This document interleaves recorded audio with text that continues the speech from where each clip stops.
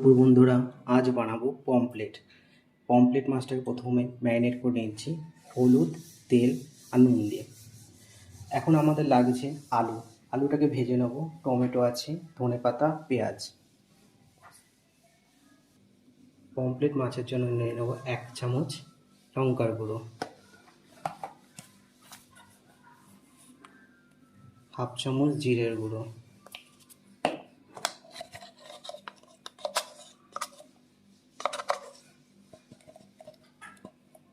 1 চামচ হলুদ গুঁড়ো।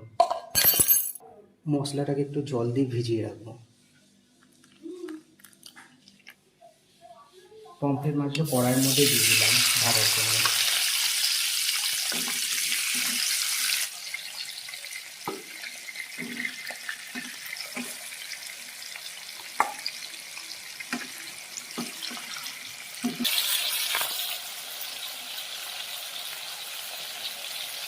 মাছ ভাজা হয়ে গেল।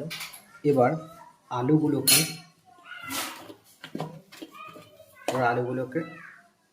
ফ্রাই করে নেবো একটু।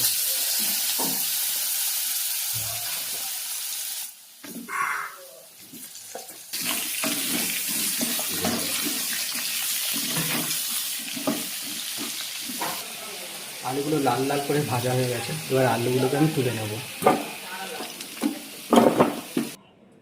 জিরে ফোড়ন দিয়ে দেবো, 1টা শুকনো লঙ্কা দিয়ে দিলাম, পেঁয়াজ কুচিগুলো এর মধ্যে দিয়ে দিলাম।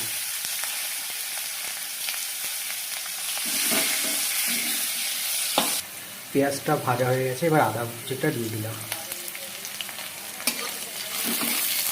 আদা কুচিটাকে একটু কষিয়ে নেব হালকা। এবার টমেটো কুচিগুলো দিয়ে দিলাম।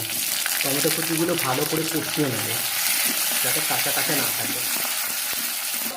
টমেটোটা কষানো হয়ে গেছে। এরপর মশলাটা আমি দিয়ে দিলাম। মশলাটা দিয়ে ভালো করে কষিয়ে নেব।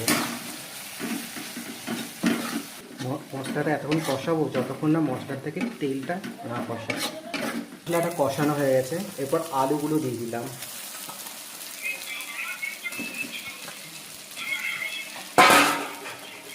নুন পরিমাণ মতো দিয়ে দিলাম।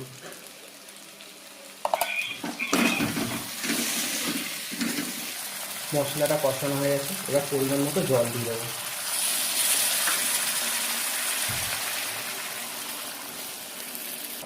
ঝোলটা ফুটতে শুরু করেছে। মাছগুলো এবার দিয়ে দেবো।